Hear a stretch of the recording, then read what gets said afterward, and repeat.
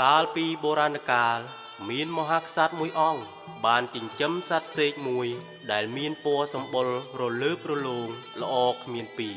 ព្រះមហាក្សត្រសពព្រះទ័យនឹងសត្វសេកនោះខ្លាំងណាស់ថ្ងៃមួយព្រះអង្គក៏ត្រាស់សួរទៅសត្វសេកនោះមើលសត្វសេកតើឯងបរិភោគអីបានជាពណ៌សម្បុររបស់ឯងស្អាតម្ល៉េះ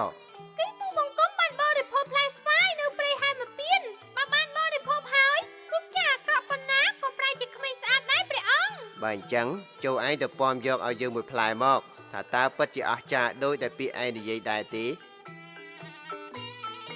លុះព្រឹកស្អែកឡើងសត្វសេកបានហើរសែនឆ្ងាយចូលទៅក្នុងព្រៃហែមពៀន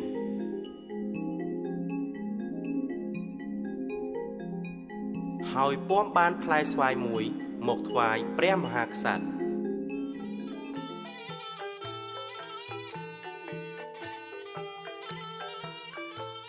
ពិតជាអស្ចារ្យខ្លាំងណាស់ស្វាយនេះមានពិតប្រាកដមែន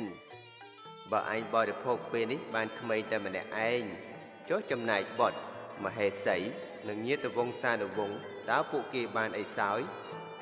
បន្ទាប់ពីទ្រង់ព្រះតម្រិះរួចហើយព្រះអង្គក៏បញ្ជាឲ្យអាមាត្យយកស្វាយនោះទៅបណ្ដុះដាំ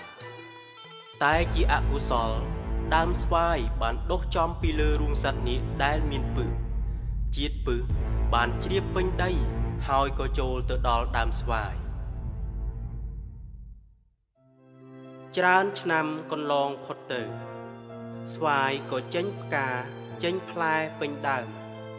ព្រះមហាក្សត្រក៏បញ្ជាឲ្យអាមាត្យទៅបេះផ្លែស្វាយមួយមកសោយ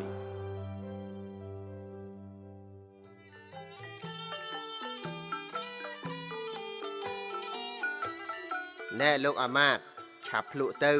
យើងចង់ឃើញលទ្ធផលរបស់ផ្លែស្វាយនេះណាក្រាបទូលព្រះអង្គ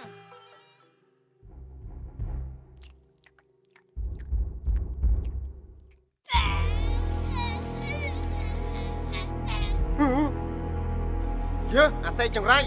គិតចង់ប្រហារយើងផងហ៎យើងមិនអត់អោនឯងទេសេណាឆាប់ចាប់សេកនេះយកទៅសម្លាប់ចោលភ្លាមចំណេរក្រោយមកសត្វនាគក៏ឈប់នៅក្នុងរូងក្រោមដើមស្វាយនោះពឹសនៅក្នុងដើមស្វាយក៏សាបរលាបអស់ទៅដែរថ្លែងពីតាយាយពីរនាក់ប្តីប្រពន្ធដែលនៅមើលថែរក្សាដំរីឲ្យព្រះមហាក្សត្រយើងចាស់ណាស់ទៅហើយគ្មានកូននឹងគេម្នាក់សោះគិតទៅគឺរងចាំតែថ្ងៃស្លាប់ប៉ុណ្ណោះត្រូវហើយយាយវា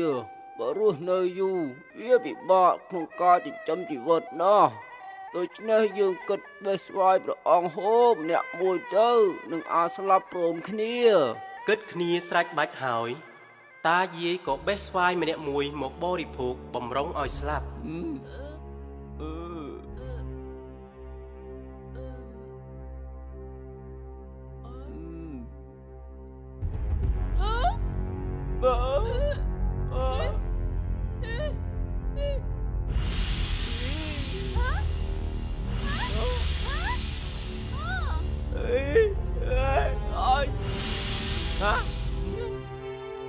តាវា